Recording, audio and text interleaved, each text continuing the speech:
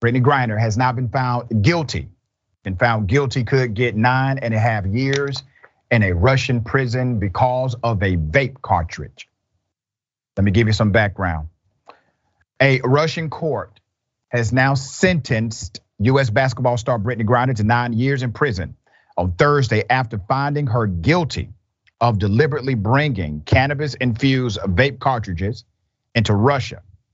Griner had admitted to having the vape cartridges containing the oil, but said it was an honest mistake. Before the verdict, she pleaded with a Russian judge to not end her life with a harsh prison sentence before breaking down in tears in court. The court also fined her 1 million rubles. That's about 17,000 bucks. In her testimony last week, Griner expressed puzzlement as to how this even happened. She said, and I quote, "I still don't understand to this day how they ended up in my bag," said Griner. "If I had to guess on how they ended up in my bags, I was in a rush packing." Griner had been prescribed medical marijuana in the United States to relieve pain from chronic injuries, a treatment method that is common among elite athletes because it has fewer side effects than painkillers. President Joe Biden has already released a statement. That statement reads, "Today, American citizen Brittany Griner received a prison sentence that is one more reminder of what the world already knew. Russia is wrongfully detaining Brittany. It's unacceptable, and I call on Russia to release her immediately so she can be with her wife, loved ones, friends, and teammates. My administration will continue to work tirelessly and pursue every possible avenue to bring Brittany and Paul Whelan home safely as soon as possible." Now, I want to remind everyone, there's a potential deal on the table to make a trade, right? But here's an interesting note. While Brittany Griner is a celebrity WNBA basketball player and humanitarian, she's a mentor and everything else, she does the same for Russia. So during the off season from the WNBA, she actually plays in Russia. And she has Russian citizens, especially girls and women, who will find her after the game, get autographs, take pictures, look up to her. They find her to be an inspiration, even in Russia. So while we talk about her in the context of the WNBA in the United States of America, she's also a celebrity in Russia and has a significant following of young girls who admire her work.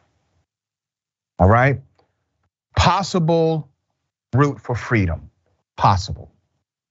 Griner's defense lawyers said they would appeal. The defense team said that in sentencing, the court had ignored all evidence they had presented, as well as Griner's guilty plea. They said they were disappointed by the verdict.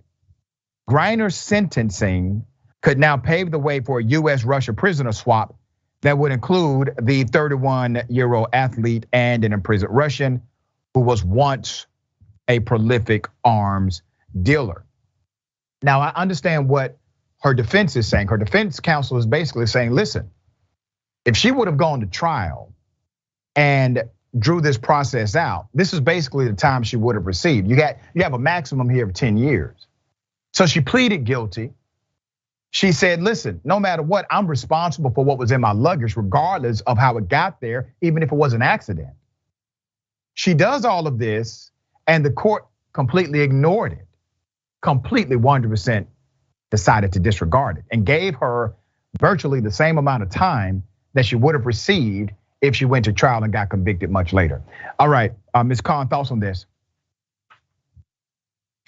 Yeah, the thing with Brittany Griner is, 9 years is obviously a very harsh sentence for anyone just for cannabis possession, but unfortunately it's not the worst than some of what we've seen here in our own country. We have people who are serving much longer in prison still for cannabis possession.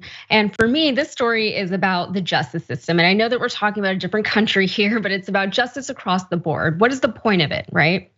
Justice shouldn't punish people who make mistakes, especially a mistake that any of us could easily have made. And of course, I'm giving her the benefit of the doubt when I say that this was indeed an oversight on her part and not a deliberate attempt to violate the laws of another country.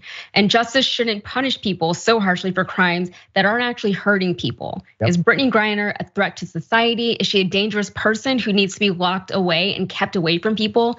No. And yes, there are consequences for violating the rules, but I think we can all agree that this is way too much for what she did. Yeah, we don't stand up enough for Black women in this country. I'm standing up for Ms. Griner. I will be quite frank with you. I don't give a damn if it was there intentionally or not. Giving this woman 9.5 years for a victimless crime is insanity. And I do hope the State Department will continue their efforts and bring Ms. Griner home.